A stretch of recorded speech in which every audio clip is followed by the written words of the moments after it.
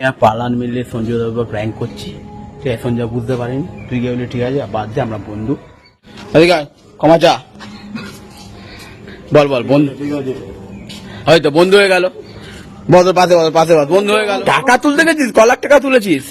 আমাদের ব্যাংকে তুললাম 2000। 2000 টাকা তুলেছিস? পালান ও টাকা তুলেছে সত্যি করে? এই জোরে বল। না না আমার মা বোকা চলো মারো খানা খানা করো না, বোকা চলা 3000 তুলেছি মা।